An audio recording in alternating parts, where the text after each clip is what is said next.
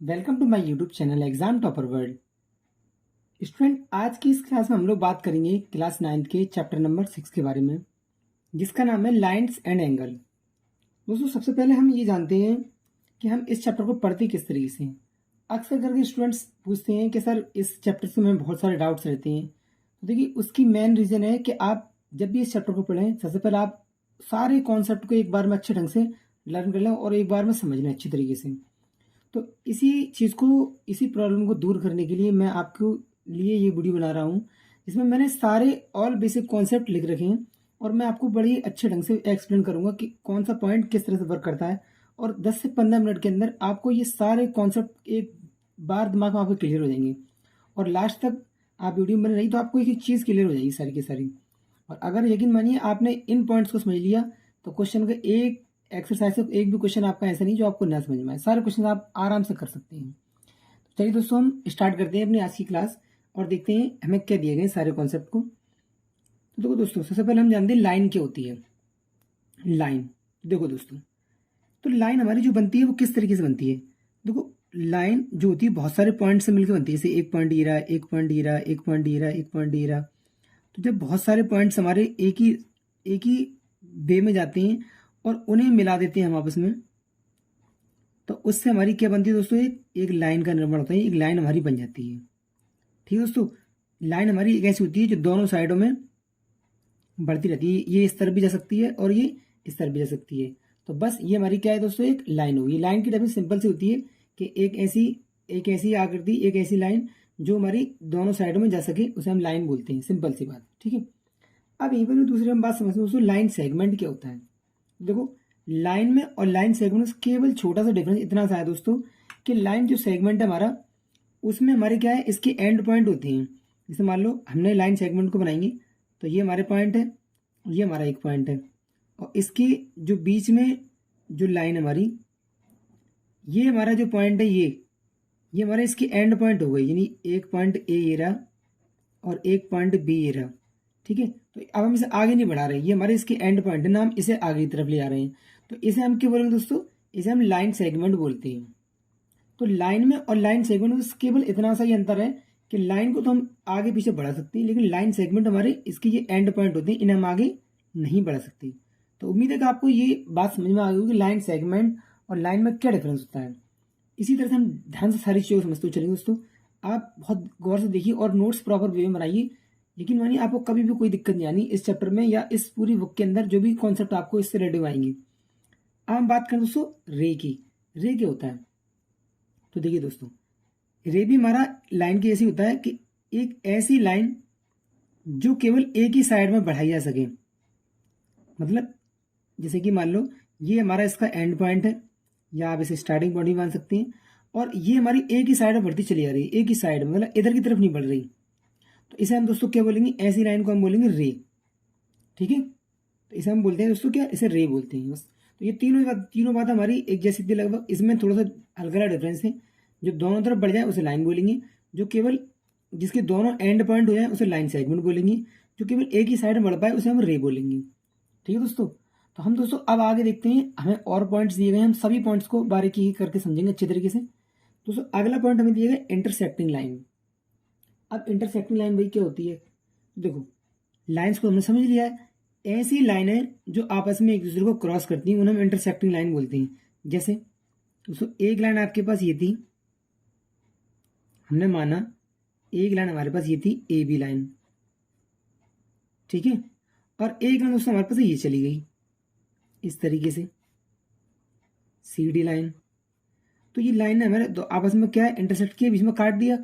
तो इसे हमें इसे इन लाइन दोनों लाइनों को बोलेंगे इंटरसेक्टिंग लाइन बोलेंगे, इसे इंटरसेक्टिंग पॉइंट बोलेंगे। बस सिंपल सी बात है। इंटरसेक्टिंग लाइन क्यों होती हैं, जब दो लाइनें आपस में किसी भी पॉइंट पर आपस में काट दें तो हम उसे इंटरसेक्टिंग लाइन बोल देते हैं। ठीक है दोस्तों, सिंपल बात है, आपको समझ में आ गई अच्छी तरीके से। ठीक है, अब बात करते हैं हम पैरेलल लाइन की। तो भाई पैरेलल लाइन क्या होती है, तो देखो इसका जस्ट अपोजिट होगा। दो ऐसी लाइनें दोस्तों, जैसे एक लाइन आपके पास ये है और एक लाइन आपके पास ये है, ठीक है, इसे हम मानते हैं ए बी लाइन, और दोस्तों इसे हम क्या मानते हैं, सी डी लाइन। तो जब दो लाइनें आपस में एक दूसरे को नहीं काट पाती या एक दूसरे से नहीं मिल पाती और उनके बीच में जो डिफरेंस है, जो दूरी है, वो बराबर रहती है, ये कितना भी आगे बढ़ाइए आप इसे, चाहे आप इसे भी कितना आगे बढ़ाइए, ये दोनों कभी भी आपस में नहीं मिलती। तो ऐसी दो लाइनों को हम क्या बोलते हैं दोस्तों? ऐसी लाइनों को हम पैरेलल लाइन बोलते हैं। इनके बीच में डिफरेंस हमेशा बराबर होगा, चाहे आप स्टार्टिंग में ले लें चाहे आप आगे ले लें, कहीं पर भी ले लें, डिफरेंस आपका बराबर रहेगा। आगे बढ़ाने पर ये आपस में कभी भी नहीं मिलती, या पीछे बढ़ाएंगे तब भी नहीं मिलेंगी हमारी। तो जो दो लाइन हमारी आपस में आगे बढ़ाने पर कभी भी ना मिले एक दूसरे से, तो उसे दोस्तों हम क्या बोलते हैं?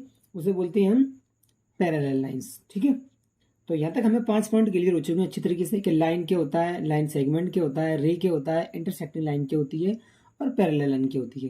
ठीक है दोस्तों, अब हम आते हैं एंगल की तरफ कि दोस्तों एंगल क्या होता है। ये आपका एक इंपॉर्टेंट पॉइंट्स है, क्योंकि इससे बहुत सारे क्वेश्चंस आपके बनेंगे 9th क्लास में भी और 10th क्लास में भी। एंगल को समझते हैं, एंगल क्या होता है दोस्तों। तो देखो सीधी सिंपल सी बात है दोस्तों, एंगल को हम यहाँ देख लेते हैं कि एंगल हमारा क्या है। हम इसे ब्लैक पेन से बनाते हैं जिससे कि आपको चित्र में कन्फ्यूजन ना रहे। एंगल देखो दोस्तों, एक रे आपके पास ये रही और एक रे आपके पास ये रही। ठीक है, तो जहां पर दो रे आके मिलती हैं, जिस पॉइंट पर आके, वहां पर हमारा एक एंगल बनाती है। ठीक है, तो जैसे हम मान लेते हैं ए, इस पॉइंट को मान लेते हैं दोस्तों हम बी, इसे मान लेते हैं सी। तो ये लाइन या अब रे बोलिए वैसे, क्योंकि इसका एक ही साइड हम बढ़ा पा रहे हैं, एक साइड में इधर बढ़ा पा रहे हैं, तो ये हमारी रे हो जाएगी। ठीक है, तो एक रे ये रही और एक ये रही, तो ये दोनों रे हमारी बी पॉइंट पर आके मिल रही है। तो यहाँ पर हमारा क्या बनाएंगे? एंगल बनाएंगे। इसे हम कोई भी नाम सकते हैं, थीटा ले लो आप इसे। तो बस इसी को हम कोण बोलते हैं। जहां पर दो लाइनें या दो रे आके मिलती हैं तो उसे हम दोस्तों क्या बोलते हैं? उसे हम कोण बोल देते हैं। जैसे आप देख लीजिए, जैसे हमने एक लाइन ये ली और एक लाइन हमने इस तरह से ये ले ली, तो यहाँ पर हमारी ये दोनों लाइनें, दोनों रेज हमारी यहाँ पर आके मिल गई। तो इसे हम दोस्तों क्या बोलेंगे? यहाँ पर हम इस पॉइंट पर हमारा क्या बनेगा? एक एंगल बन जाएगा दोस्तों। ठीक है, आप इसे कुछ भी नाम दे दो, डी, सी और ई, कुछ भी ले लो। ठीक है, तो यहाँ पर हमारा जो एंगल बना, इसे भी नाम कुछ भी दे दो, आप बीटा दे दो। तो बस ये हमारे जो है, जो दो लाइनें यहाँ पर आके मिलती हैं या दो रेज यहाँ पर आके मिलती हैं, वहाँ पर हमारा कौन क्या बनाती है दोस्तों? एक रे, एक हमारा एंगल बना लेती है। तो दोस्तों अब हम बात करते हैं, और जो हमारे जितने भी एंगल्स हैं, हम सारे एंगल्स को डिस्कस करेंगे, हर एक एंगल को। तो दोस्तों देखो, एक होता है हमारे पास एक्यूट एंगल। तो एक्यूट एंगल क्या होता है दोस्तों? Less than 90 degree. एक ऐसा एंगल दोस्तों जिसकी वैल्यू जो है वो 90 से कम रहे, उसे हम दोस्तों क्या बोलते हैं? उसे हम एक्यूट एंगल बोलते हैं। कैसे? हमें इसके एग्जाम्पल समझते हैं। अगर आपको एक एंगल इस तरह से दिया है, एक एंगल आपको ये दिया है जिसकी वैल्यू दोस्तों कितनी है? जैसे हमें ये एक एंगल दे रखा है और इसकी वैल्यू दी है दोस्तों 60। ठीक है, तो ये हमारा 90 से तो कम है, लेस देन 90। तो हमारा ये इस तरह का जो एंगल है उसे हम एक्यूट एंगल बोल देंगे। मतलब जो भी एंगल आपका 90 से कम बने उसे हम एक्यूट एंगल बोलेंगे। और एग्जाम्पल देख लो, ये हमने एंगल माना, ये हमारी इसकी वैल्यू कितनी है? चलो आप मान लो 45। तो ये भी हमारा क्या 90 से तो कम है, तो हम इस एंगल को भी दोस्तों क्या बोलेंगे? इसे भी हम एक्यूट एंगल ही बोलेंगे। तो अब तक आपको एक्यूट एंगल समझ में आ गया हो कि एक्यूट एंगल क्या होते हैं। ठीक है, अब हम देखते हैं दोस्तों राइट एंगल। तो देखो राइट एंगल क्या है दोस्तों? Equal to 90 degree. ऐसा एंगल जिसमें एंगल कंप्लीट 90 का बन जाए दोस्तों, उसे हम क्या बोलते हैं? उसी को हम बोलते हैं राइट एंगल। ठीक है, तो ये हमारे पास एक एंगल है यहाँ पर। तो ये हमारे पास जो एंगल बन रहा है कंप्लीट, वो कितने का बना रहा है? 90 का बना रहा है। ठीक है, तो हम इस एंगल को हम क्या बोलेंगे? इसे हम बोलेंगे राइट एंगल। और ये ट्राइंगल दिया है तो राइट एंगल ट्राइंगल, ये हम ट्राइंगल वाले चैप्टर में देख लेंगे इस चीज़ को हम। तो जहाँ पर 90 का कंप्लीट एंगल बन जाए उसे हम राइट एंगल बोलते हैं। ठीक है, नेक्स्ट दोस्तों हमारे पास ऑब्ट्यूज एंगल। तो यहाँ पर हमें क्या दिया गया है? Greater than 90 degree and less than 180 degree. तो एक ऐसा एंगल दोस्तों जिसकी वैल्यू 90 से तो ज़्यादा रहे लेकिन 180 से कम हो जाए, तो उसी को दोस्तों हम क्या बोलते हैं? उसे हम बोलते हैं ऑब्ट्यूज एंगल। फॉर एग्जाम्पल क्या? जैसे कि आप ले लीजिए, आपने एक एंगल यहाँ बनाया, एक ड्रॉ किया एग्जाम्पल के तौर पर। तो ये हमारे पास एंगल दोस्तों जो बना, वो बना 120 का। ठीक है, अब जब 120 का बना है तो ये हमारे क्या है? 90 से तो ज़्यादा ही है और 180 से कम है। तो ये हमारा किस तरह का एंगल है दोस्तों? इस एंगल को हम बोलेंगे ऑब्ट्यूज एंगल। ठीक है, आप और भी कोई एग्जाम्पल ले सकते हैं, 110 का, 100 का, या आप 130 का।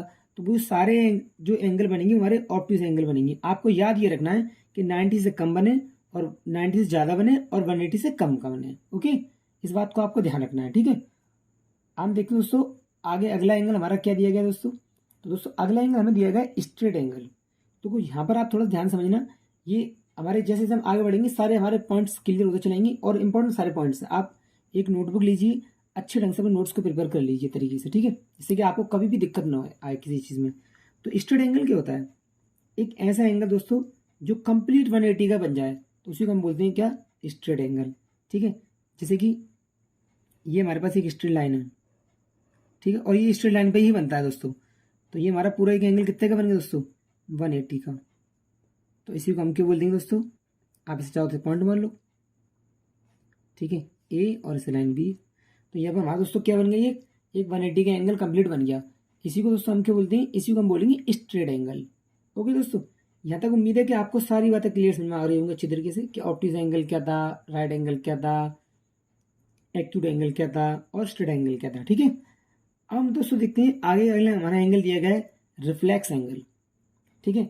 इसका हमारा 2 क्वेश्चन में इस्तेमाल है, आप इसे भी अच्छे ढंग से समझिए तरीके से।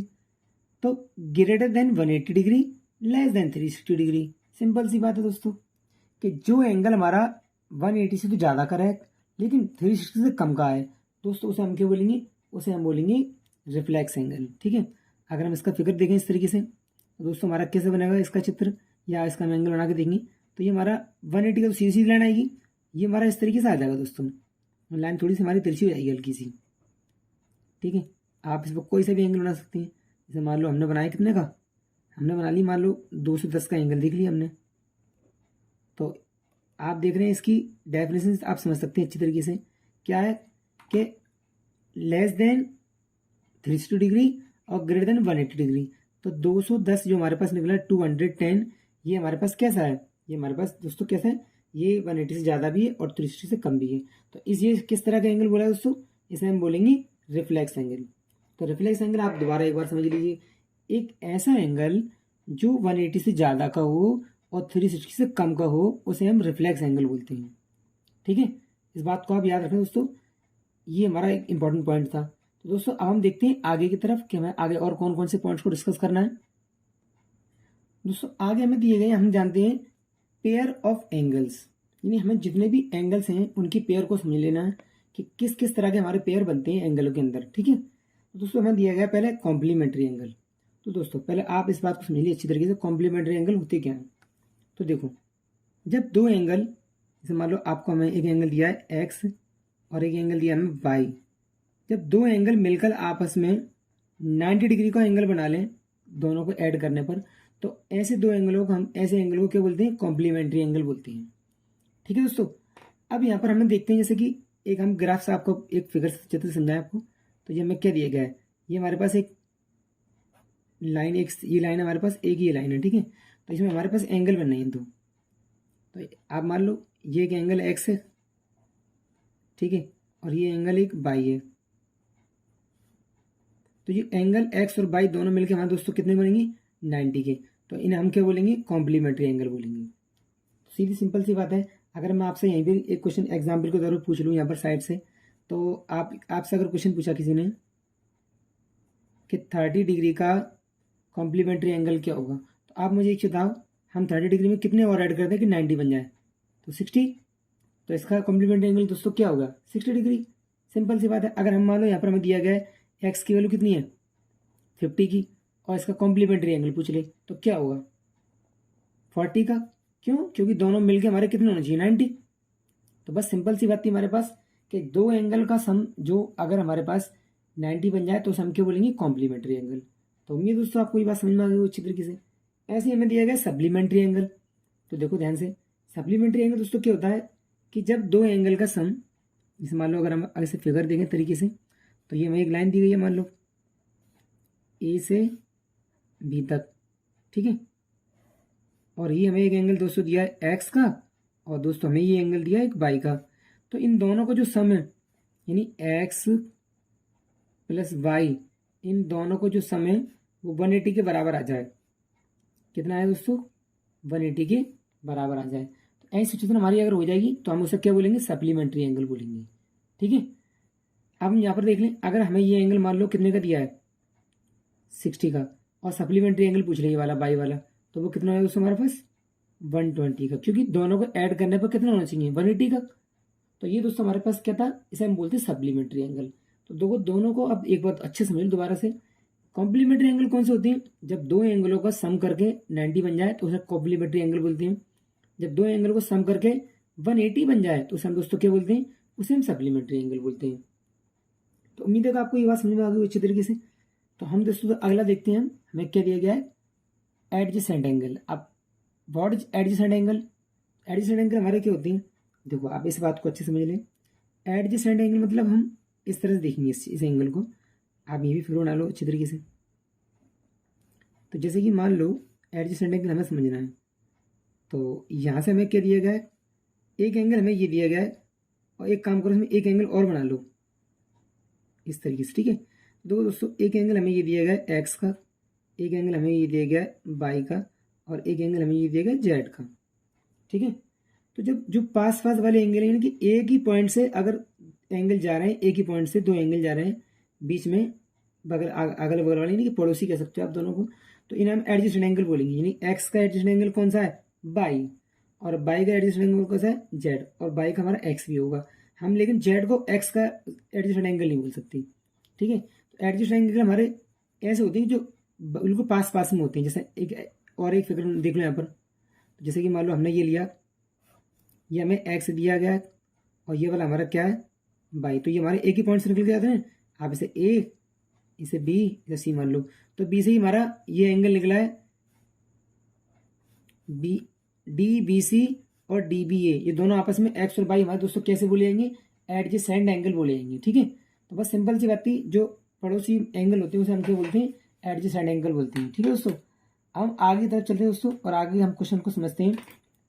तो देखो दोस्तों हमें क्या दिया गया, नेक्स्ट हमें दिया गया है लीनियर पेयर ऑफ एंगल। तो देखो दोस्तों लीनियर पेयर ऑफ एंगल क्या होता है, आप इस बात को और अच्छे से समझ लेना, क्योंकि ये भी काफ़ी इंपॉर्टेंट चीज़ है हमारे पास, ठीक है। तो लीनियर पेयर ऑफ एंगल्स, तो देखो दोस्तों क्या दिया गया हमें, हम इस लाइन को मान लेते हैं, ये लाइन हमें दी गई दोस्तों कितनी, ए बी सी और क्या डी, ठीक है। देखो ध्यान सुनिए आप, ये काफ़ी इंपॉर्टेंट पॉइंट है, इसका बहुत इस्तेमाल होना है आपकी एक्सरसाइज के अंदर, तो इसे आप थोड़ा सा ध्यान समझना अच्छी तरीके से। देखो दोस्तों हमें दिया गया है लीनियर पेयर ऑफ एंगल्स। देखो एक एंगल हमें ये दिया गया है एक्स,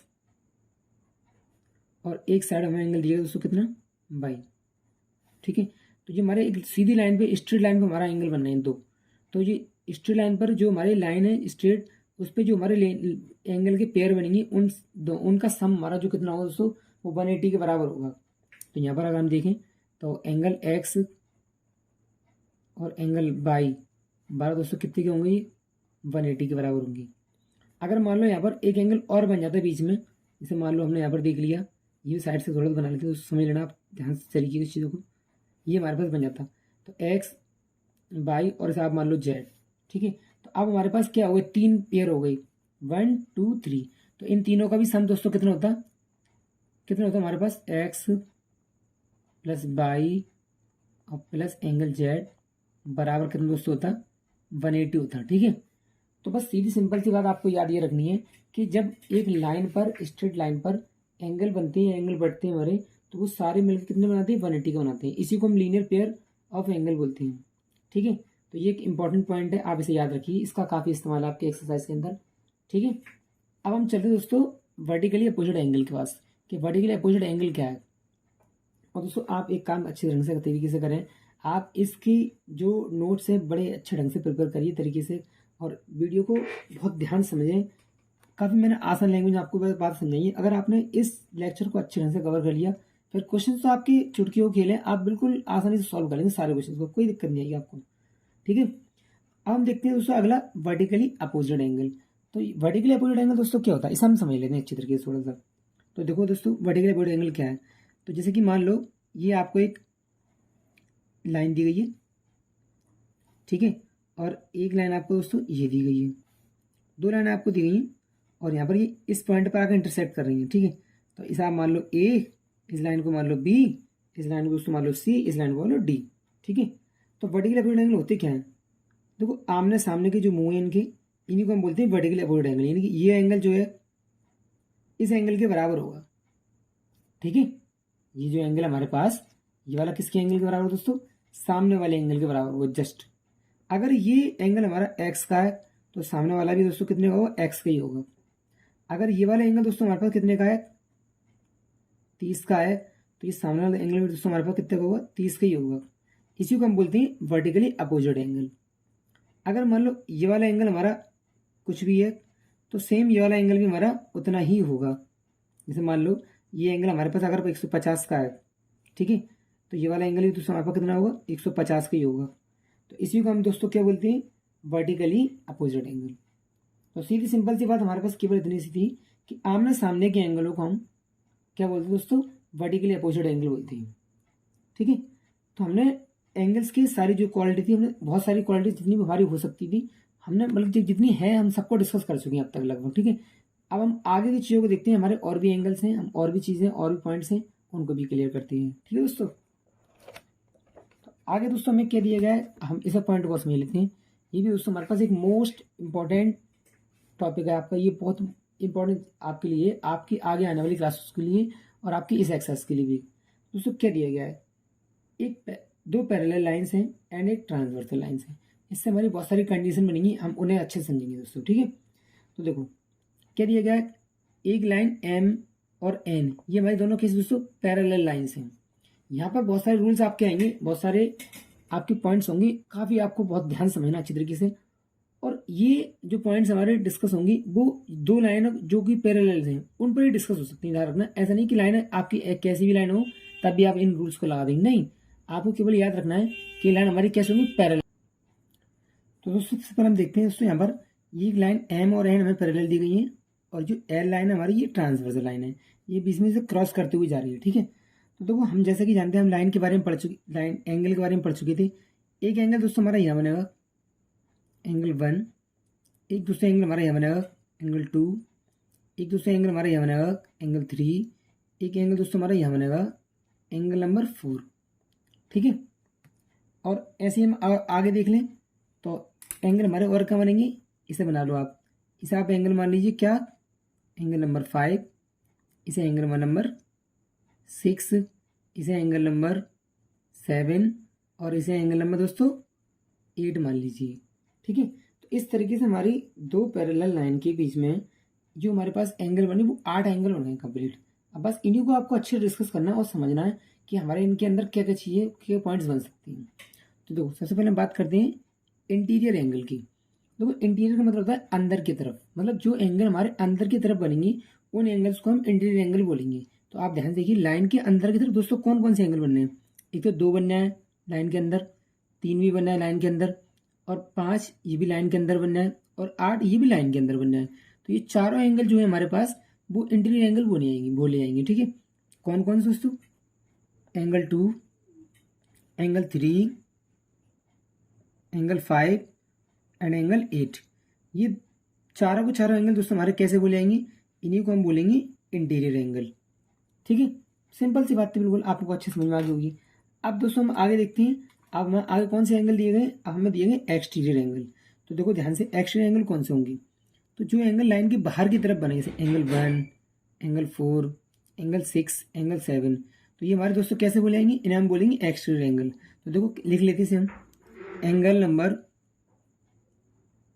1, एंगल 4, एंगल 6 और एंगल 7, ये दोस्तों हमारे चारों एंगल कैसे बोलेंगे, इन्हें हम बोलेंगे एक्सटीरियर एंगल।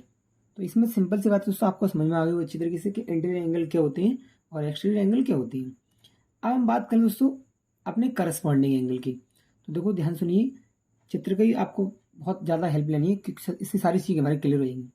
जो करस्पॉन्डिंग एंगल दोस्तों बोलते हैं कि जिस एंगल की स्थिति या जिस एंगल की पोजीशन है वो लाइन के सेम जगह पर हो। जैसे यहाँ पर लाइन के ऊपर कौन सा है, एंगल नंबर 1, तो इस साइड में भी लेफ्ट राइट साइड में भी हमारा यहाँ पर भी लाइन के ऊपर की तरफ कौन सा एंगल है, 5, तो ये दोनों करस्पॉन्डिंग एंगल बोले जाएंगे और ये बराबर होते हैं हमारे पास। ठीक है, तो ऐसे इस तरफ हमारे पास एंगल 4 का जो करस्पॉन्डिंग एंगल कौन सा है, लाइन की इस साइड में लेफ्ट साइड में, तो नीचे की तरफ लाइन की लेफ्ट साइड में, तो एंगल 4 और 8 दोनों करस्पॉन्डिंग एंगल बोले जाएंगे। ठीक है, जो कि हमारे पास बराबर भी होती है। ठीक है, तो एंगल 1 का करस्पॉन्डिंग एंगल दोस्तों क्या होगा, एंगल 5, और एंगल 4 का करस्पॉन्डिंग एंगल दोस्तों क्या होगा,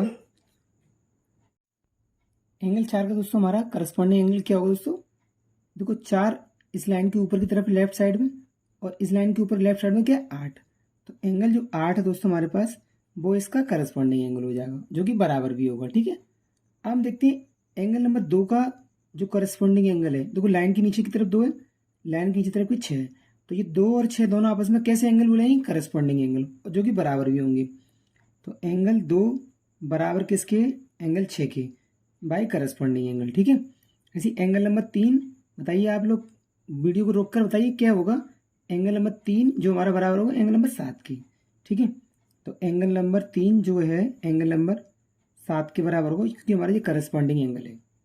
ठीक है, तो ये दोस्तों हमारे पास था करस्पॉन्डिंग एंगल का पॉइंट्स, जो कि आपको अब तक क्लियर हो चुका हो अच्छी तरीके से।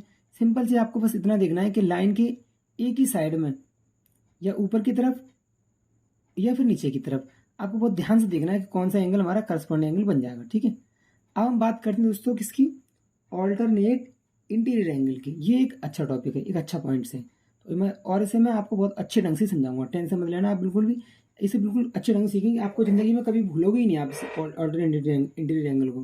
देखो कैसे, क्वेश्चन में क्या दिया गया है, ऑल्टरनेट इंटीरियर एंगल, यानी कि हमें ऐसे एंगल देखने हैं जो अंदर की तरफ बने और ऑल्टरनेट हो। तो देखो आप इसे समझने के लिए अच्छी तरीके से एक एक आकृति समझ लीजिए, ट्रिक समझिए तरीके से, कि जैसे कि मान लो जहाँ पर हमारी आकृति जेड की बन जाए, इस तरीके से कैसी आकृति बन जाए, सीधी भी और उल्टी भी,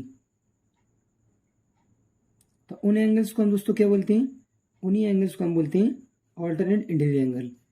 ठीक है, तो जैसे कि ये हमारे पास जेड की आकृति है, तो अब हम यहाँ पर देखेंगे इस ट्रिक को हम कैसे फॉलो करेंगे, थोड़ा सा आप ध्यान समझ लीजिए। ये हमारे पास एक जेड की आकृति बनती है, एक लाइन इस तरीके से और एक लाइन इस तरीके से, तो ये दोनों एंगल हमारे होंगे ऑल्टरनेट इंटीरियर एंगल बोले जाएंगे। जैसे हम उल्टा जेड भी बना सकते हैं, इस तरीके से उल्टा जेड, तो जो ये दोनों एंगल हमारे दोस्तों होंगे वो कैसे होंगे, ऑल्टरनेट इंटीरियर एंगल होंगे। और ये ऑल्टरनेट एंगल हमारे दोस्तों कैसे होती हैं, ये बराबर भी होती हैं। ठीक है, तो हम अपने यहाँ पर देखते हैं हमें कौन कौन से ऐसे एंगल दिए जो ऑल्टरनेट इंटीरियर एंगल हो सकते हैं हमारे। तो देखो अगर हम ध्यान से यहाँ बना के देखें, इस तरीके से इस लाइन को देख लो, और ये सीधी लाइन और एक ये सीधी लाइन, तो ये वाला एंगल जो 3 वाला है वो 5 के साथ आ रहा है हमारा। आप इसे इस तरीके से देख लें ध्यान समझ के, तो जो एंगल इस तरह से लाइन को देखेंगे हम, ये हमारा जेड बनना है, इस तरीके से जेड बनना है, तो ये एंगल इस एंगल के बराबर, यानी कि एंगल नंबर 3 जो है दोस्तों वो एंगल नंबर 5 के बराबर हमारा आ रहा है। इसी को हम क्या बोलेंगे दोस्तों, इसी को हम बोलेंगे ऑल्टरनेट इंटीरियर एंगल। ओके, ऐसे हम देख लेते हैं यहाँ पर कौन सा दोस्तों एंगल, उल्टा जेड बनाइए आप इस तरीके से और इस तरीके से और इस तरीके से, तो ये हमारा उल्टा जेड बनना है ऐसा करके, किस तरीके से दोस्तों, जैसे हम यहाँ पर देख लें, यहाँ पर ये हमारा इस तरीके से लगो लगो बनना है, ऐसा करके बनना है, तो ये वाला एंगल इस एंगल के बराबर होगा। तो यहाँ पर अगर हम देखें अपने चित्र में, तो ये क्या है, इस तरीके से लाइन और इस तरीके से लाइन, तो 2 वाला 8 के बराबर बैठ रहा है, तो हमारा यहाँ पर ऑल्टरनेट इंटीरियर एंगल दूसरा वाला क्या होगा, एंगल नंबर 2 जो होगा आपका वो एंगल नंबर 8 के बराबर होगा। इसका कई जगह पर इस्तेमाल है, बहुत इस्तेमाल दोस्तों इसका, इसे आप अच्छे से ध्यान से समझ लें तरीके से दोनों पॉइंट्स को, कि ऑल्टरनेट इंटीरियर एंगल किस तरीके से बनाई जाती है। ठीक है, ट्रिक के तौर पर आप जेड को याद रख सकते हैं, उल्टे जेड को सीधी जेड को दोनों को। ठीक है, हम बात करते हैं दोस्तों ऑल्टरनेट एक्सटीरियर एंगल की। तो देखो सीधी सी आप बात ध्यान रखें कि ऑल्टरनेट एक्सटीरियर एंगल मतलब जैसे कि एंगल हमारे पास 1 है, तो ये हमारी लाइन के बाहर की तरफ है एक्सटीरियर साइड में, और इसी से हमें इसके अपोजिट साइड में मतलब इस तरफ देखना है बाहर की तरफ, तो एंगल 1 जो है एंगल 7 के बराबर होगा और एक्सटीरियर एंगल के अकॉर्डिंग से बराबर होगा। जैसे 4 के चीज इस साइड में बाहर है, तो इस पल्ली साइड में हमारा उस साइड में कौन सा बराबर होगा, 4 और 6 आपस में बराबर होगी, तो 1 का 7 के बराबर है एक्सटीरियर एंगल और 6 का 4 के बराबर है। तो बस इसे आपको यहाँ पर समझ लेना है, इस तरीके से आपको लिख लेना है। तो एंगल नंबर 1 बराबर दोस्तों किसकी है, एंगल नंबर 7 की। ठीक है, ऐसे हमारे पास दूसरा क्या है, एंगल नंबर 4 दोस्तों किसके बराबर है, एंगल नंबर 6 की। दोस्तों ये हमारे क्या है, इन्हीं को हम बोलते हैं ऑल्टरनेट एक्सटीरियर एंगल। ठीक है, आप और एक बात देख लें ध्यान से, जो बाहर की तरफ बनेंगे उन्हें ऑल्टरनेट एक्सटीरियर बोलेंगे। ये बाहर की तरफ बनना है, ये इधर 7 बाहर की तरफ बनना है, ये 6 इधर बाहर की तरफ बनना है, तो उस साइड में 4 बाहर की तरफ बनना है, तो इन्हीं को हम क्यों बोलते हैं, ऑल्टरनेट एक्सटीरियर एंगल बोलते हैं। ठीक है, तो अब हमारे पास दोस्तों बचा है एक हमारे पास लास्ट पॉइंट, जो कि हमें और ये भी इस पॉइंट को भी अच्छे ढंग से समझना है। ये हमारे पास है कॉन्जिक्यूटिव इंटीरियर एंगल, इसे हम शॉर्ट फॉर्म में को इंटीरियर एंगल भी बोलते हैं। अब दोस्तों ये क्या होता है को इंटीरियर एंगल? तो देखो लाइन के एक ही साइड के जो इंटीरियर एंगल हैं, एक ही साइड के इंटीरियर एंगल हैं, उन्हीं को हम बोलते हैं दोस्तों को इंटीरियर एंगल। जैसे कि यहाँ पर हम देखें, इस अपने चित्र में देखें तो ये हमारे पास लाइन के एक ही साइड में कौन कौन से एंगल बने हैं? देखो एंगल नंबर 2 और एंगल नंबर 5, ये दोनों एंगल हमारे कैसे हैं? इन दोनों एंगल दोस्तों हम क्या बोलेंगे? को इंटीरियर एंगल बोलेंगे दोनों एंगल्स को। ठीक है, अब आपको इसमें एक बात और समझनी अच्छी कि इसमें हमारे पास जो को इंटीरियर एंगल दोस्तों वो 2 और 5 हैं, और इस साइड में क्या है 3 और 8, तो इसी को हम लिख लेंगे यहाँ पर सही तरीके से। ठीक है, तो हमारे पास क्या दोस्तों दिया गया है, आप चित्र को देख लेना, एंगल नंबर 2 और एंगल नंबर 5, ये क्या है को इंटीरियर एंगल है। ऐसे ही हमारे पास दूसरे क्या है, एंगल नंबर 3 और एंगल नंबर 8, ये हमारे पास दोस्तों कैसे हैं? इन्हीं को हम बोलते हैं एंगल 2 और 5 हमारे को इंटीरियर एंगल है, एंगल 3 और 8 हमारे क्या है दोस्तों? को इंटीरियर एंगल है। तो इस तरह दोस्तों हमने अपने इस चैप्टर के जो भी सारे बेसिक कॉन्सेप्ट थे हमने उन्हें बहुत अच्छे ढंग से क्लियर किया। अच्छा एक काम और दोस्तों करिए, आप यहाँ पर एक पॉइंट और है हमारे पास जो कि आपके इस चैप्टर से रिलेटेड है, आप उसे और डिस्कस कर लिए हल्का सीधे सीधे तरीके से। तो दोस्तों क्या हमारे पास बाई सेक्टर होता है, एक क्वेश्चन में कभी भी देता है कि बाई सेक्टर मतलब एंगल बाई सेक्टर। ठीक है, तो बाई सेक्ट ऑफ एंगल, आप इसे थोड़ा समझ लीजिए, बाई सेक्ट ऑफ एंगल। ठीक है, अब दोस्तों ये होता क्या है, इसे थोड़ा सा इस बात को और अच्छे समझ लीजिए, क्योंकि ये आपका पॉइंट एक बच रहा है और मैं चाहता हूँ कि आपको कोई भी पॉइंट बचना नहीं चाहिए। जैसे कि आपके कभी भी कोई भी क्वेश्चन आए आपको, तो आपको इस क्लास को याद करो और आप ध्यान रखो हाँ भाई हमने इस सारी चीज़ों को पढ़ चुके हैं। ठीक है, तो देखो बाई सेक्ट ऑफ एंगल क्या है? देखो बाई सेक्ट का मीन होता है ना कि दो बराबर पार्ट्स में डिवाइड करना, और एंगल तो आप जानते ही हैं। तो देखो यहाँ पर हमने क्या, जैसे हमने एक एंगल बनाया और ये वहाँ पर एक एंगल था 90 का, या किसी का भी एंगल हमारे पास था, तो जब ये इस एंगल को 2 इक्वल पार्ट्स में डिवाइड कर देगी ये लाइन, जैसे कि एक्स ये वाला एंगल बन गया, एक्स ये वाला बन गया, तो ये इसी को हम क्या बोलेंगे? एंगल बाइसेक्ट, यानी कि बाइसेक्ट ऑफ एंगल। ठीक है, तो इस बात को आप याद रखना, जब भी इस शब्द का इस्तेमाल हो बाइसेक्ट ऑफ एंगल, तो इसका मतलब क्या, उस एंगल को 2 बराबर पार्ट में बांटा गया है। बस इतना सा आपको और याद रखना है दोस्तों। ठीक है, तो यही हमारे सारे बेसिक कॉन्सेप्ट थे पूरे के पूरे जो हमने आपको इस आज क्लास में डिस्कस किए। तो दोस्तों अगर वीडियो आपको पसंद आई हो तो वीडियो को ज़्यादा से ज़्यादा लाइक कीजिए और अपने दोस्तों के साथ शेयर कीजिए, और अपने इस चैनल पर जुड़े रहिए। ये आपका अपना चैनल है जो कि आपके लिए ही बनाया गया है, और इसका मेन पर्पस ये है कि आपको सफलता की सीढ़ियों तक पहुंचाना, और आपको सफलता ज़िंदगी में तब ही मिलेगी दोस्तों जब आप पढ़ाई अच्छे ढंग से करेंगे, तरीके से करेंगे। ठीक है, तो दोस्तों पढ़ते रहिए, मुस्कुराते रहिए, अच्छी तरीके से नोट्स बनाते रहिए, और इसी दुआ के साथ हम नेक्स्ट वीडियो में मिलते हैं। थैंक यू दोस्तों।